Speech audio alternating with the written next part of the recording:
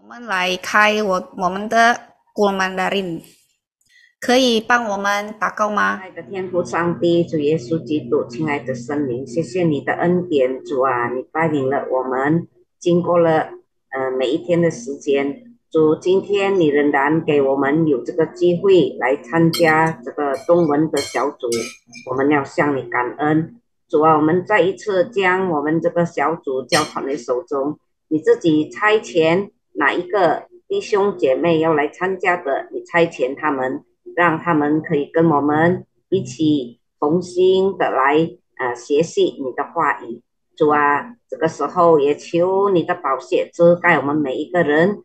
主，求你也高莫你的仆人张老师的口，让他能够将你的话可以很流利的传出来，让我们每一个人可以得着你话语的滋润帮助，赐给我们每一个人都有好的心田来领受。主啊，谢谢你，因为你的话是我们脚前的灯，路上的光，让我们一生的道路中就是主你的话语来照亮。感谢你，我们将这个短短的时间交托你的手中，求主你祝福带领，奉主耶稣基督的名求，阿们。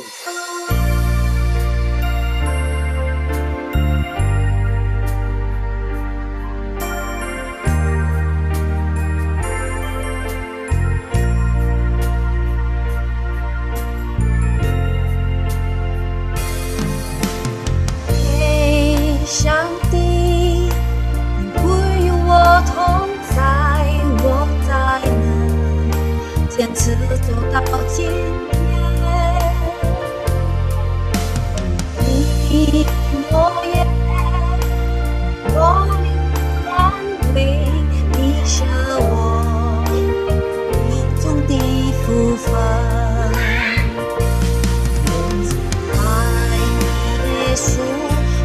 主双手赞美你，唯有你是我奇妙的上帝。我敬拜你，耶稣，我主双手赞美你，唯有你是我伟大的上帝。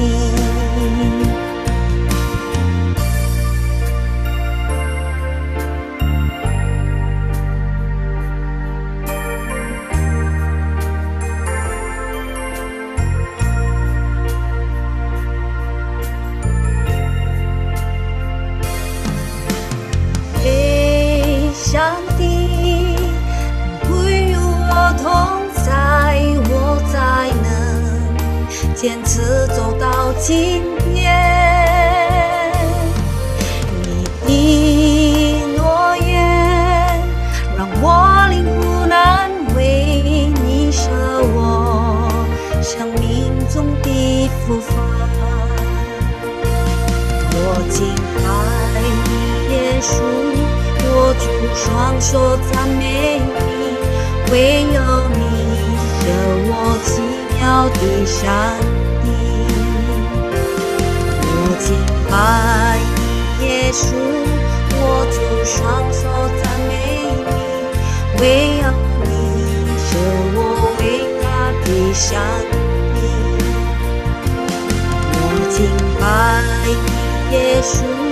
我主双手赞美你，唯有你是我奇妙的上帝。我敬拜你，耶稣，我主双手赞美你，唯有你是我伟大的上帝。唯有你是我伟大的上帝。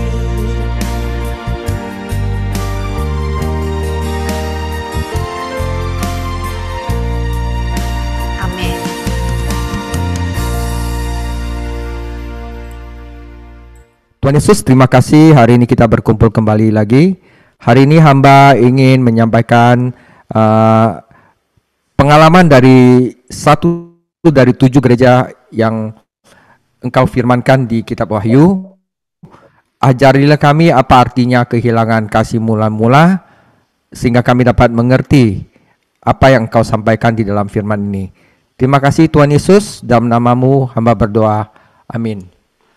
Saudara, kadang-kadang kita salah paham apa yang disebut kasih mula-mula yang hilang di Efesus. Apakah kasih mula-mula yang hilang kepada Tuhan?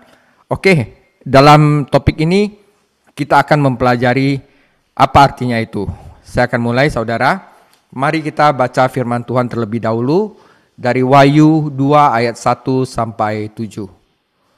Wahyu 2 ayat 1, tuliskanlah kepada malaikat jemaat di Efesus, inilah firman dari Dia, yaitu Yesus, yang memegang ketujuh bintang itu di tangan kanannya dan berjalan di antara ketujuh kaki dian emas itu. Aku tahu segala pekerjaanmu, baik jeripayamu maupun ketekunanmu. Aku tahu bahwa engkau tidak sabar terhadap orang-orang jahat, bahwa engkau telah mencobai mereka yang menyebut dirinya rasul, tetapi sebenarnya tidak demikian, dan bahwa engkau telah mendapati mereka pendusta. Dan engkau tetap sabar dan menderita oleh karena namaku, dan engkau tidak mengenal lelah. Namun demikian aku mencela engkau, karena engkau telah meninggalkan kasihmu yang semula. Sebab itu ingatlah betapa dalamnya engkau telah jatuh. Bertobatlah dan lakukan lagi apa yang semula engkau lakukan. Jika tidak demikian, aku akan datang kepadamu, dan aku akan mengambil kaki dian dari tempatnya, jikalau engkau tidak bertobat. Tetapi ini yang ada padamu, yaitu engkau membenci segala perbuatan pengikut-pengikut Nikolaus yang juga aku benci. Siapa bertelinga hendaklah ia mendengarkan apa yang dikatakan Roh kepada jemaat-jemaat. Barang siapa menang, dia akan kuberi makan dari pohon kehidupan yang ada di dalam taman Firdaus Allah. 我们来读神的话呀，在启示录2章1到7节，你要写信给以弗所教会的使者说，那右手拿着7星，在7个金灯中间行走的说，我知道你的行为，劳碌忍耐，也知道你不能容忍恶人。你也曾试验那自称为使徒却不是使徒的，看出他们是假的来。你也能忍耐，曾为我的名劳苦，并不乏见。然而有一件事我要责备你，就是你把起初的爱心离弃了。所以应当回想你是从哪里坠落的，并要悔改，行起初所行的事。你若不悔改，我就临到你那里，把你的灯从原处挪去。然而你还有一件可耻的事，就是你恨恶尼哥拉一党人的行为，这也是我所恨恶的。圣灵向众教会所说的话，凡有耳的就应当听。得胜的，我必将神乐园中生命树的果子赐给他吃。 Saudara, di sini yang saya tekankan sebelum saya mulai, bahwa orang di Efesus itu kasihnya kepada Tuhan itu tidak padam. Ya, kasih mula-mulanya itu tidak padam, kasih kepada Tuhan. Karena apa? Dia dikatakan segala ketekunanmu, engkau berjeri lelah, engkau tidak pernah merasa lelah. Berarti dia tidak hilang kasihnya kepada Tuhan. Jadi kasih mula-mula di sini apa sebenarnya? Oke, disinilah dimulai pelajaran dari 7 gereja pertama dari Efesus, dan pengajaran 7 gereja penting untuk kita introspeksi diri, apakah kita tetap berada di dalam jalurnya Tuhan. Oke saudara, ketika Rasul Yohanes menulis surat kepada gereja di Efesus, sebuah gereja yang mempunyai reputasi sebagai gereja yang sangat kuat, dia berkata kepada mereka, aku tahu perbuatanmu, jeripayamu, dan ketekunanmu demi namaku, dan tidak pernah merasa lelah. Yang menakjubkan dari kata-kata adalah bahwa kata-kata tersebut ditulis untuk orang-orang percaya kepada Yesus yang tinggal di salah satu kota yang paling canggih, paling berbudaya dan pagan di seluruh kekaisaran Romawi.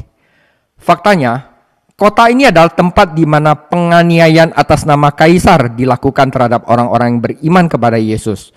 Namun entah bagaimana, mereka bertahan, berjerih payah, dan tidak pernah merasa lelah.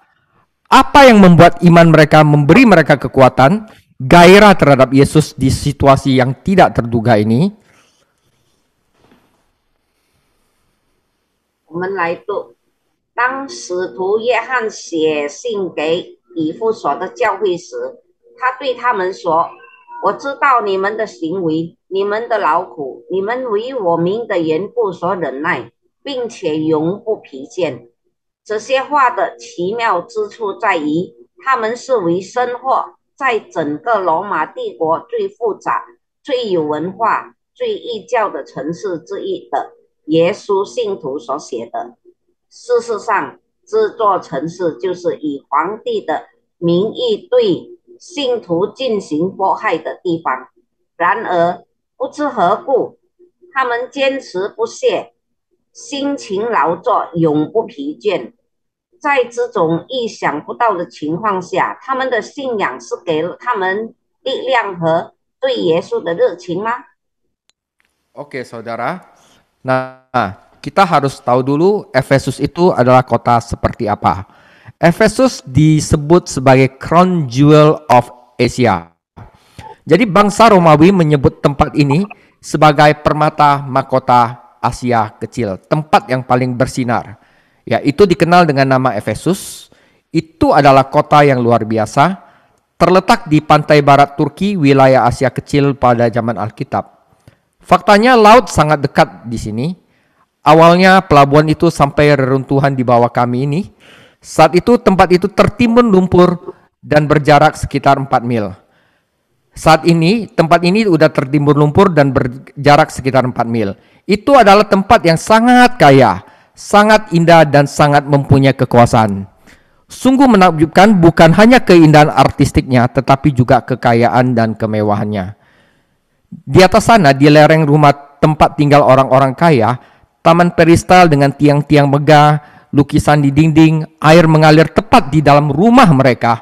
Bahkan satu rumah mempunyai permandian air panas dan dingin, dapur dan toilet di dalam satu ruangan. Dan hal-hal menakjubkan ada di sini pada masa itu di dalam Alkitab. Jadi di sebelah kanan itu ada gambar rumah-rumah orang kaya di zaman Efesus yang begitu indah, saudara.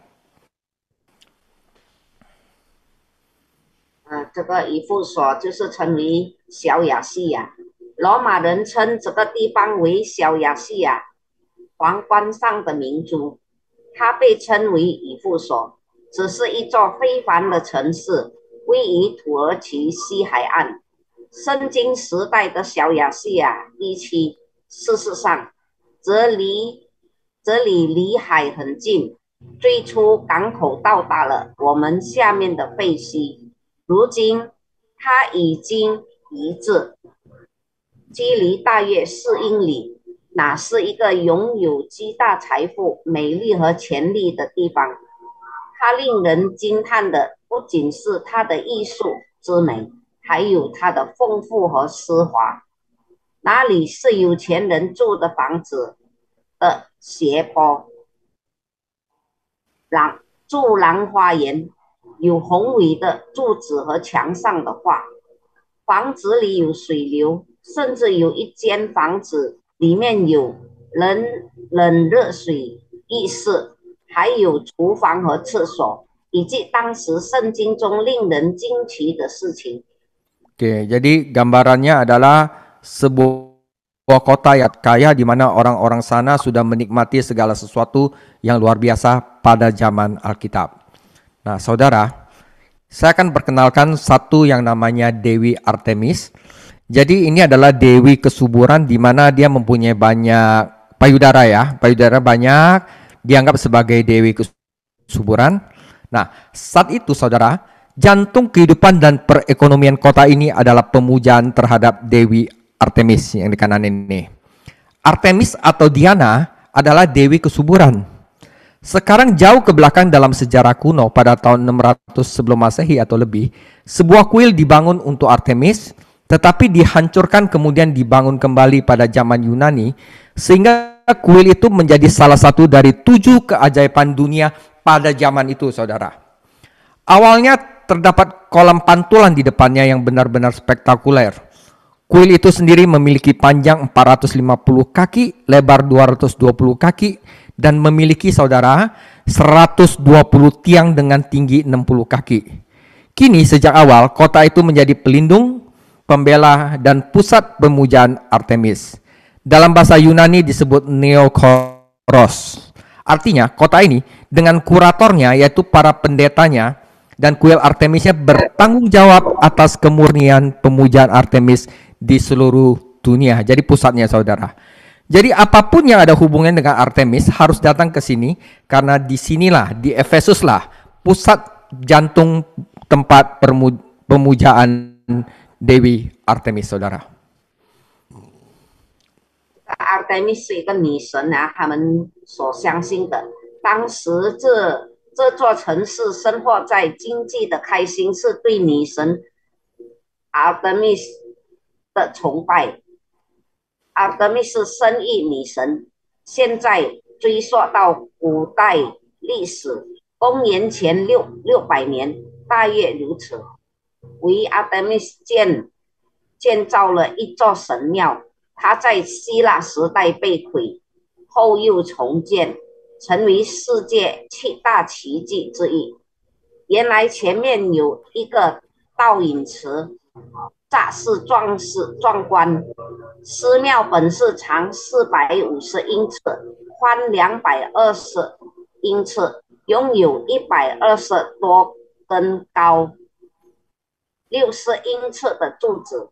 现在从一开始，这座城市就是 Artemis 崇拜的保护者、捍卫者和中心。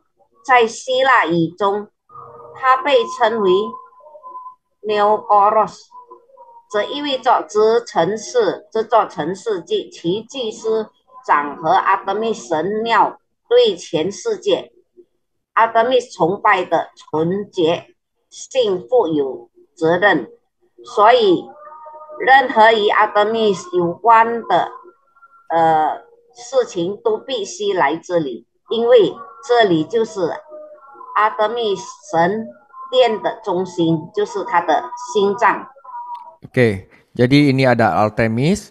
Kuilnya seperti ini saudara, salah satu dari 7 keajaiban dunia, dan ini ada kolam pancurannya yang luar biasa. Nah saudara, dan orang-orang awal menemukan sesuatu karena Artemis dianggap sangat berkuasa dan pelindung yang hebat terhadap kota ini dan kuilnya. Mereka dapat mendorong orang saudara untuk menyimpan uang mereka di kuil ini yang dijaga oleh pendeta-pendeta seperti bank. Dan mereka percaya karena bagaimanapun Artemis akan melindungi uang Anda.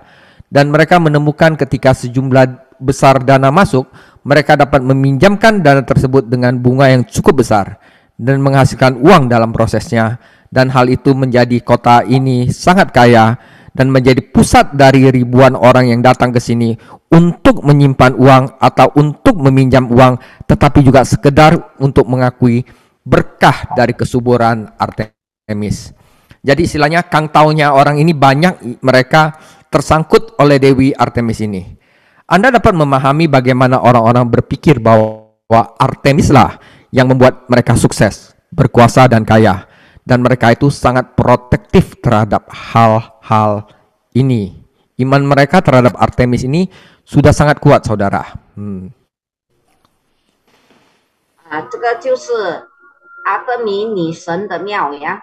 那些早期的人发现了一些东西，由于阿德米神被认为非常强大，是全世界其神庙的伟大保护者，因此他们能够鼓励人们像银行一样将钱存入神庙，因为毕竟阿德米神会保护你的钱。他们发现，当大量资金流入时，他们可以以相当高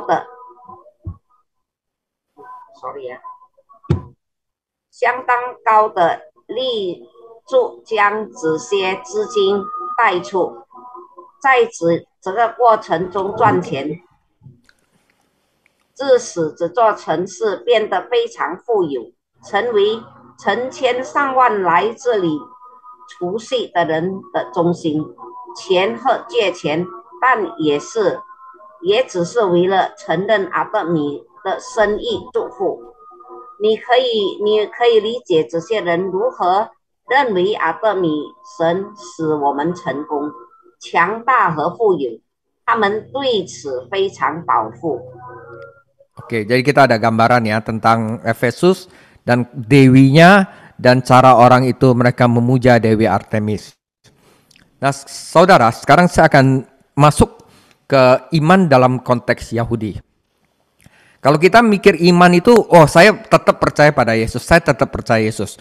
Tapi kalau dalam konteks Yahudi, iman itu lebih dari itu, saudara. Saudara, Tuhan Yesus selalu dalam pelayanannya menekankan iman para pendengarnya. Imanmu telah menyelamatkanmu. Imanmu telah menyembuhkanmu, oke? Nah, saudara, iman dalam konteks Yahudi bukan hanya apa yang mereka ketahui atau mereka yakini di dalam hati mereka. Saudara, di dalam konteks Yahudi, iman juga memiliki sisi yang gigih, instan, dan selalu mengejar tanpa henti, tanpa lelah apa yang mereka yakini. Maka Yesus selalu berkata kepada wanita yang telah berusaha selama bertahun-tahun untuk menemukan kesembuhan dan berkata, kegigihanmu, keinginan kuatmu untuk terus maju, imanmu telah menyembuhkanmu. Atau wanita Kanaan yang telah membawa putrinya dan tidak mendapat menerima jawaban, tetapi terus mencari dan mengatakan, Yesus tolong sembuhkan aku. Dia berkata dalam kegigihan Anda, keintensitas Anda, keengganan Anda untuk berhenti, itu yang membuat Anda maju. Itulah saudara pengertian iman dalam konteks Yahudi. Ini kita harus ngerti dulu saudara. 现在我们要进入这个犹太人的信心。主耶稣始终在他的事工中，他的听众的信心，在犹太人的背景下，信仰不仅仅是他们内心所知道和相信的，但信仰也有制作、强烈追求自己所信仰的一面。因此，耶稣对那个多年来一直试图寻求质疑的女人说：“你的坚持，你继续前进的强烈愿望，你的信心已经医治了你，治愈了你。”或者，迦南妇人带着她的女儿，并没有接受机戒，而是不断寻找方法说：“耶稣，请医治。”他说：“你的坚韧，你的强度。” 你的不放弃让你坚持了下来。 Oke, jadi kita harus ngerti bahwa iman itu bukan, oh saya percaya Yesus, tetapi apa? Dengan gigih tetap untuk mencari dan mengejar Tuhan Yesus. Oke, nah saudara, kita lihat kegigihan Paulus. Dan inilah Paulus, orang Yahudi, mungkin Saulus ya, yang kata sebelumnya, Paulus dididik dalam Taurat, berpengetahuan luas tentang kitab suci dan sangat bersemangat tentang Yesus, menjadi pusat fokus Artemis ya. Dia menjadi pusat fokus untuk melawan Dewi Artemis di Efesus. Paulus tiba di sini pada akhir perjalanan misionaris yang kedua dan juga pada perjalanan misionaris yang ketiga. Nah, Paulus datang ke kota ini dan pertama-tama dia pergi ke sinagoga. Dan hal ini masuk akal karena itulah orang-orang dia kenal. Itulah tradisi yang dia kenal. Dan dia tahu kitab suci. Akhirnya apa? Dia mulai mengajar dan menunjukkan kepada mereka dari Taurat, dari kitab para nabi, dari tulisan-tulisan bagaimana seharusnya mereka hidup. Apa moralnya? Apa yang tidak bermoral? Saya yakin Paulus juga mulai bercerita tentang mereka, tentang Mesias, yaitu Yesus, saudara. 我们来看保罗的坚持，这是犹太人扫罗，你用希伯来语说，他受过波拉的教育，对圣经知识渊博，对耶稣充满热情，成为阿尔德密斯的中心焦点。保罗在他的第二次传教旅程结束和第三次传教旅程中到达这里。现在保罗来到这个城市，首先去了会堂，只是有道理的，因为哪些人是他认识的人，哪些是他认识的传统，他也认识圣经。他开始从托拉先知著作中教导和指示他们应该如何生活，又有什么道德意义，什么是不道德。我相信他也开始向他们讲述弥赛亚，就是耶稣。Oke saudara, Alkitab memberitahu kita setelah beberapa bulan, Paulus meninggalkan sinagoga dan pergi ke satu tempat ruang pengajaran tertentu di Tiranus, saudara. Nah, di sana, saudara, Paulus selama 2 tahun membuka pendalaman Alkitab setiap hari, saudara, bukan seminggu sekali. Setiap hari katanya dia menyampaikan kabar baik.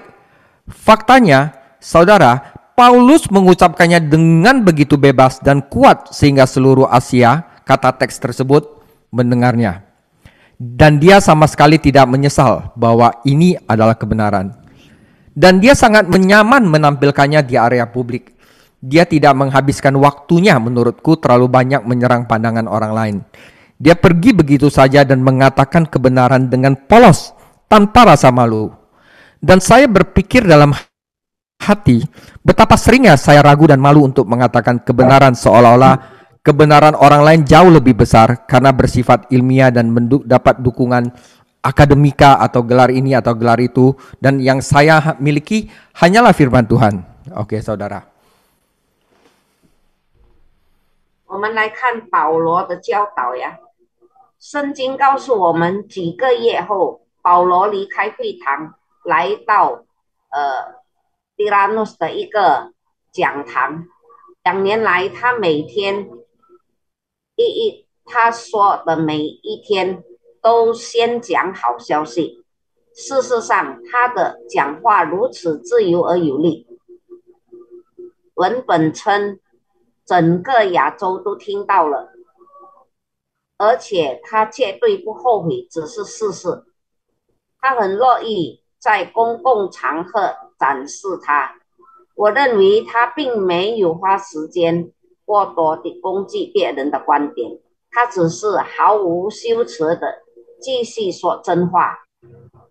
我心里想，我常常犹豫和不好意思说出真相，好像其他人的智慧和真理要伟大得多。因为它是科学的，特指得到了学术界和哪个学位的支持，学位，而我所拥有的就是神的话语。 Ya, saudara. Dan inilah kebenarannya. Mereka, saudara, memang mempunyai hak untuk bersaing di pasar dengan kebenaran lainnya. Dan menurut saya, itulah iman yang telah kita bicarakan yang ditanamkan Yesus pada pengikut mula-mula. Ya, setelah 2,5 tahun Paulus mengajar, saudara, dia menghadapi masalah besar. Dan Anda tahu, seseorang yang menyampaikan kebenaran itu harus mempunyai implikasinya. Dan orang-orang di kota itu, saudara, setelah 2 tahun Paulus mengajar, mulai menyadari bahwa jika kebenaran yang Paulus sampaikan adalah sebuah kebenaran. Nah, saudara, implikasinya adalah terhadap orang-orang yang sebelumnya percaya kepada Artemis, yang mereka begitu protektif terhadap iman mereka, terhadap uang-uang mereka di Artemis. Anda bisa membayangkan Paulus menggaruk kepalanya dan berkata, "Maaf, harus mengatakan ini padamu, tetapi Artemis hanyalah isapan jempol dari imajinasimu." Jadi saudara, Demetrius adalah pengrajin patung Artemis yang menjual perak Artemis kepada orang-orang. Jika misal kebenaran ini Paulus sampaikan, maka dia tidak laku lagi, dia punya patung. Jadi Demetrius tentu memutuskan bahwa apa yang Paulus katakan mengancam seluruh kepercayaan pada Artemis, yang kemudian mengancam seluruh perekonomian dari Efesus ini. Jadi kebenaran mengancam ke seluruh perekonomian semua ini. Implikasi dari kebenaran ini merusak seluruh gaya hidup di Efesus, saudara. 我们来看保罗和阿德米神，只是事实。他们有钱在市场上与其他真理争竞。我认为这就是我们一直在谈论的耶稣灌输给他早期追随者的信仰。2年半后，他遇到一个大问题，因为你知道真相是有影响的。这个城市的人们开始意识到，如果保罗所传达的真理是真理，那么他实际上是在贬低他们的真理。如果这就是神，耶稣就是弥赛亚，那么阿德米神又是谁呢？你可以想象保罗挠着头说，我很抱歉不得不告诉你这个，但阿德米只是你想象中的虚构，因此某个迪米丢里认为保罗所说的话威胁到了对阿德米神的整个信仰，进而威胁到整个事情的整个经济。这个真理的影响毁了他们整个生活方式。Ya, saudara. Sejarah mengatakan, seseorang Demetrius berkata kepada orang-orang, orang ini, yaitu Paulus, mengajarkan bahwa Tuhan kita bukanlah Tuhan. Jadi saudara, kerumunan orang berkumpul, bergegas ke dalam satu teater atau yang kita namakan amfiteater di sana. Kita tahu zaman dulu bahwa secara rutin di kota ini Artemis mengadakan suatu prosesi, ya, prosesi para pendeta Artemis.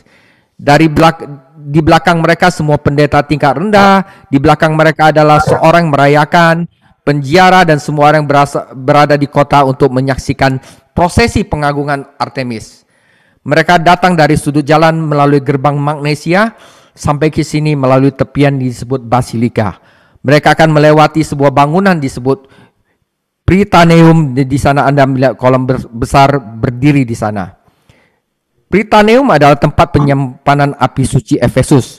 Ini seperti balai kota, saudara. Api suci ada kesaksian mereka tentang siapa yang dianggap oleh kota mereka sebagai pelindung mereka.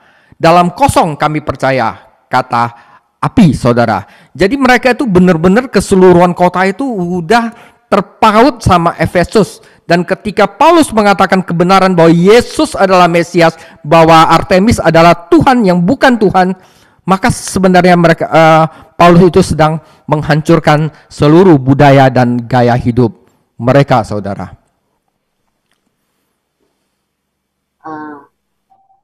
这个 Demetrius 就是好像是迪米丢，书上说一个迪米丢对人们说，这个人教导我们的神不是神。于是一群人聚集起来，冲向哪里的妓院。我们从演武时代就知道，阿德米女神定期在这座城市举行游行。阿德米的祭司在他们的身后全是低价祭司，在他们的身后是所有的庆祝者、朝圣者，以及所有在城里见证阿德米的人。他们会绕过拐角，穿过马各尼西亚之门，一路穿过被称为大教堂的地价。他们将经过哪里？一座名为 Prytaneum 的建筑，你可以看见前面有2根柱子。Prytaneum 就是以弗所圣火的储藏室，它就像一个市政厅。圣火证明了这座城市将谁视为他们的保护者。我们相信空字火字。 Saudara, jadi ini sebagai satu gambaran aja. Nah, ini amfiteaternya, saudara. Mereka nanti prosesi melewati Prytaneum, akhirnya mereka kumpul di amfiteater ini yang dapat menampung 25.000 orang yang memuja Artemis, saudara. Oke? Nah, kini para ahli bertanya-tanya apakah Paulus tidak mendapati dirinya berada di tengah-tengah prosesi seperti itu. Karena ketika Demetrius menyebarkan berita bahwa Paulus telah merusak seluruh bisnis, kerumunan orang berbondong-bondong masuk ke dalam amfiteater. Nah, sekarang Anda harus melihat teater itu yang sebelah kanan. Ia dapat menampung 24.000 sampai 25.000 orang, dan itu tersebar dalam 3 tingkatan.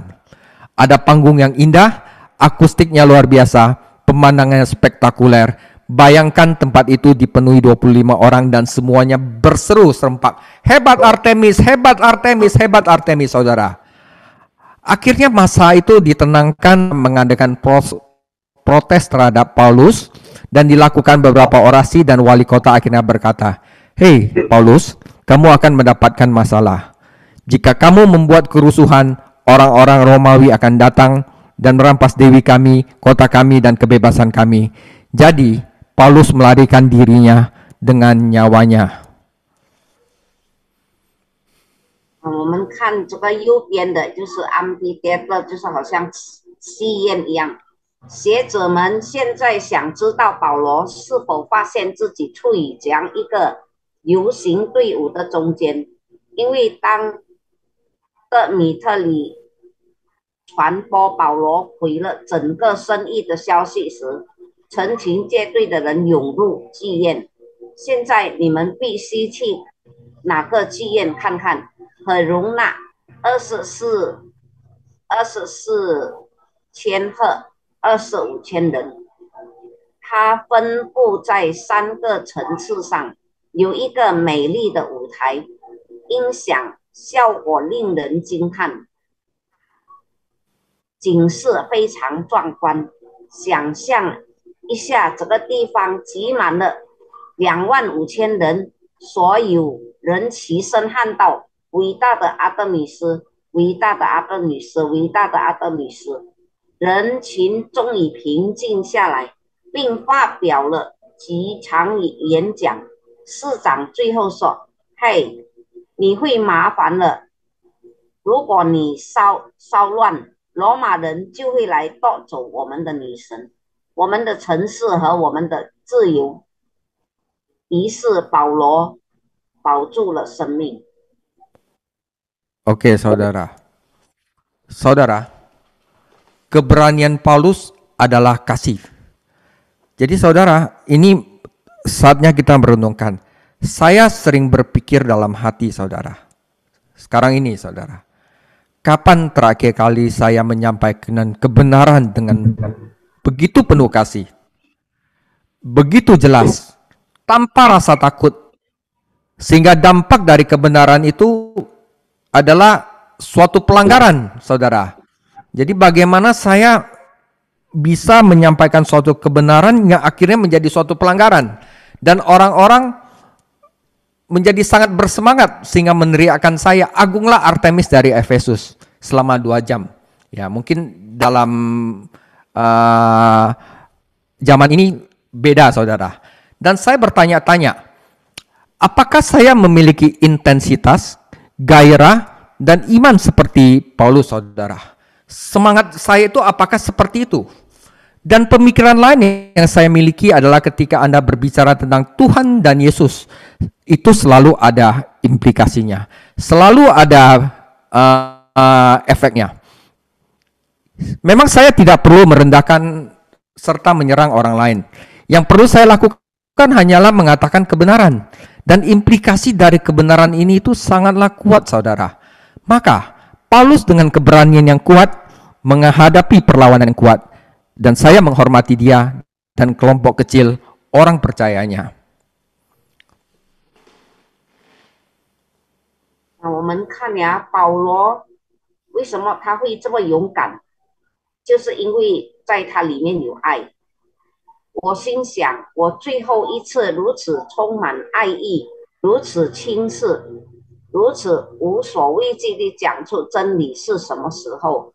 真理的影响是如此令人冒犯，人们变得如此兴奋，以至于他们高喊：“伟大的是以弗所的阿德米！”2个小时，我想知道我是否有保罗那样的热情和信心。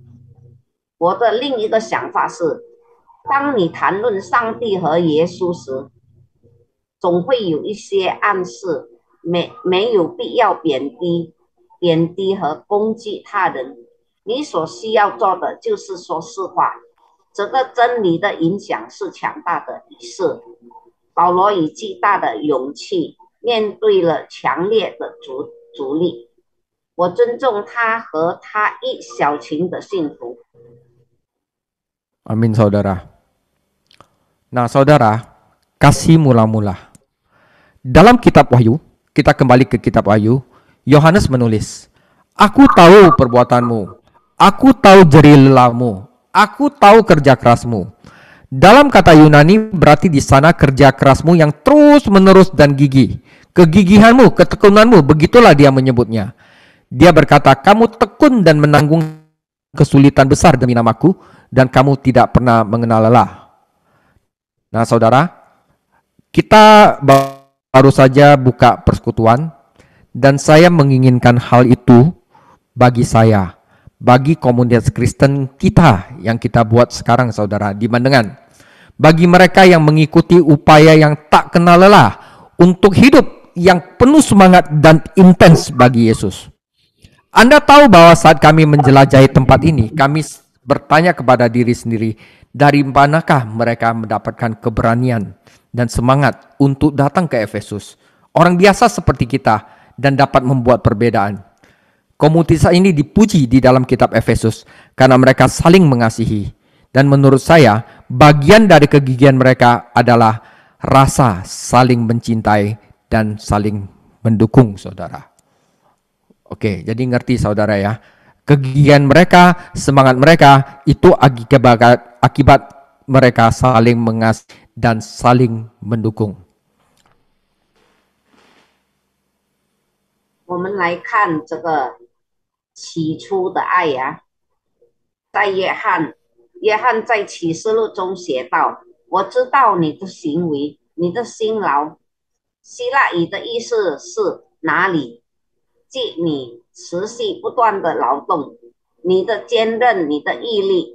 他称之为，他说：“你为了我的名，坚持不懈，吃尽苦头，不知疲倦。”我希望我自己，我们的基督徒社区，那些闻闻不见地努力为耶稣而热情的强烈的生活的人，都能得到这样的结果。你知道，当我们探索这个地方时，我们问自己，他们从哪里获得勇气和热情来到这里？像我们这样的普通人，并做出了改变。这个群体在以弗所书中受到赞扬，因为他们彼此相爱。我认为他们的韧性部分来自于他们的相互关爱和支持。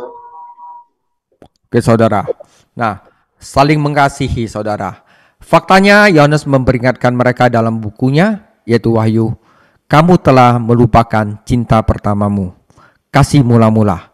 Jika Anda melihat suratnya kepada orang-orang percaya di Asia Kecil dalam 1 Yohanes, ya, Anda dapat melihat bahwa kasih mula-mula tidak berarti siapa yang pertama-tama Anda cintai. Itu jelas Tuhan. Namun artinya jika Anda berada di dalam Tuhan, apakah ekspresi kasih yang pertama Anda lihat? Yaitu untuk saling mengasihi sesama pengikut Yesus. Dan teman-teman, saya pikir kita perlu diperingatkan. Saudara, dalam budaya yang kita tinggali, kita perlu hidup secara konsisten dan terbuka bagi Yesus. Oke? Jadi kita buka apa yang kita beritakan tentang Yesus. Namun, hal itu hanya akan terjadi jika kita yang beriman kepada Yesus peduli satu sama lain dan terhadap mereka. Saudara, dan saya khawatir bahwa kekristenan begitu terpecah belah dan kita menghabiskan begitu waktu untuk bertengkar satu sama lain mengenai isu-isu yang mungkin penting untuk saat ini, tetapi tidak menjadi masalah karena kita tidak akan mendapatkan dorongan dan hidup dengan penuh semangat bagi Yesus, saudara. Nah, jadi kasih mula-mula di sini ekspresinya adalah bukan kasih mula-mula terhadap Yesus, tapi karena apa? Mereka tetap percaya kepada Yesus, tetapi kasih mula-mula di sini adalah kasih mula-mula terhadap sesama manusia, yaitu peduli satu sama lain, yang ternyata dapat membangkitkan keberanian untuk menyatakan kebenaran demi Yesus Kristus, saudara. Saya berarti salah tulis itu. Saudara, tidak ada yang tahu keseluruhan sejarah, ya, tetapi itu udah sangat kuno. Dan ketika saya berdiri di sana dan melihat hal itu di Efesus yang kini terbuka, saya tersadar bahwa di sebuah tempat kota yang makmur, kaya dan berkuasa, ada seseorang, sebuah keluarga, sebuah komunitas, entahlah, yang ingin orang lewat mengetahuinya dengan sebuah cara yang tenang. Siapakah penguasa segala Tuhan dan Raja segala Raja? Yesus, Sang Mesias, Anak Allah, Juru Selamat. Jadi saudara, bagaimana orang yang ingin lewat, ingin mengetahui ya, siapa komunitas yang kita bangun ini? Jika kita mempunyai gereja di Bandengan, saya ingin orang-orang yang di sana itu mengintip kita dan ingin mengetahui siapakah penguasa segala Tuhan, Raja segala Raja, Yesus Sang Mesias. Dari mana mereka mengetahuinya? Mereka mengetahuinya jika kita di situ saling mengasihi, jika kita di situ mempunyai kasih yang sama terhadap Yesus. Jadi bagaimanakah kita akan bersaksi bahwa dasar kehidupan kita adalah Tuhan di atas segala Tuhan dan Raja di atas segala Raja? Bagi saya, saudara, itulah pesan dari Efesus, di mana kasih kita terhadap sesama itu harus kita limpahkan, agar orang-orang di kota yang sangat kaya pun, di sebuah keluarga, mereka ingin tahu siapakah Tuhan kita, yaitu Tuhan Yesus, saudara. 没有人知道它的全部历史，但显然它非常古老，甚至可以追溯到约翰时代。当我站在那里看着它，现在它已经打开时，我突然意识到，在这个繁荣富裕、强大的城市里某个地方，有一个人，有一个家庭，一个社区，我不知道。他们想让路人知道这件事，冷静，不引人注目。谁是万主之主，万王之王？耶稣是弥赛亚，神的儿子，救世主。我们如何见证我们生命的根基是万主之主，万王之王？对我来说，这就是以弗所书的信息。Yuk kita doa tutup ya. Suaranya Aisara ke mute. Oh ya, udah. Ya, kita doa ya. 亲爱的天父上帝，主耶稣，亲爱的圣灵，我们实在满心感谢赞美你的恩典。主啊，感谢你今天借着你的仆人张老师能够向我们传讲你的信息。主啊，让我们不失去起初的爱心。主啊，借着这个爱心，让我们人与人之间能够彼此相爱，让我们也可以借着这个爱来传福音给还没有信你的人。主耶稣，谢谢你，主，这个时候我们特别围着张老师要向这个泰普的人来传福音。主，求你开路，求你的圣灵打开他们的心。主啊，让你的话语，让你的爱可以进入他们的心中，让他们也可以接受你，成为他们个人的救主。主耶稣，谢谢你。这个时候我们已经结束我们这个查经的中文的小组。主啊，求你祝福每一个弟兄姐妹，让他们身心灵健康，让他们在晚上都有好眠好睡，让每一天明天仍然能够奔跑前面的道路。感谢你，我们再一次将这样的祷告感谢祈求是奉主耶稣基督的名求，阿们。 Mari kita angkat tangan. Berkat dari Allah Bapa, Allah Anak dan Allah Roh Kudus, dan semoga kita terpelihara sempurna, baik jiwa, roh maupun tubuh kita tak bercacat sampai kedatangan Tuhan Yesus kedua kali. Kasih karunia Tuhan Yesus selalu menyertai kita dan menguatkan kita. Mari kita sama-sama katakan amin.